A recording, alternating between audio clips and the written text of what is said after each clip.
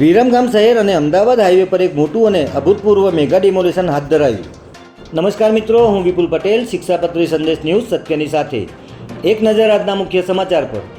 વિરમગામ શહેર અને અમદાવાદ હાઈવે પર ટ્રાફિકની સમસ્યાના કાયમી નિવારણ અને રસ્તાઓ પહોળા કરવા માટે સ્થાનિક વહીવટીતંત્ર દ્વારા આજે વહેલી સવારથી જ એક મોટું અને અભૂતપૂર્વ મેગા ડિમોલિશન ઓપરેશન હાથ ધરવામાં આવ્યું છે, જેમાં વિરમગામથી લઈને તિરંગા સર્કલ સુધીના મુખ્ય માર્ગ પર રસ્તાને ભારે અડચણરૂપ એવા તમામ નાના મોટા ધાર્મિક દબાણોને જેસીબીની મદદથી જમીનદોસ્ત કરી દેવામાં આવ્યા છે. જેમાં ખાસ કરીને વિરમગામના ઐતિહાસિક ગંગાસર તળાવ પાસે વર્ષોથી રોડ લાઇનને નડતરરૂપ બનેલી ઢુંઢિયા પીર બાવાની દરગાહ સહિતના ધાર્મિક બાંધકામો પર તંત્રનું બુલડોઝર ફરી વળ્યું છે.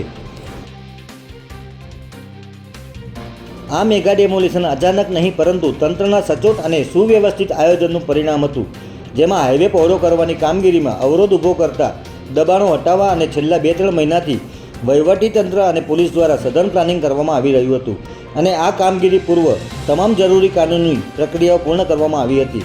ત્યારે ડિમોલિશનની દરમિયાન કોઈ અનિચ્છનીય બનાવ ન બને તે માટે સમગ્ર વિરમગામ ટાઉનને પોલીસ છાવણીમાં ફેરવી દેવામાં આવ્યું હતું અને ઓપરેશન દરમિયાન એસઆરપીની 2 આખી કંપનીઓ સહિત 500થી વધુ પોલીસ કર્મીઓ તૈનાત કરાયા હતા. જય હિન્દ, જય ભારત.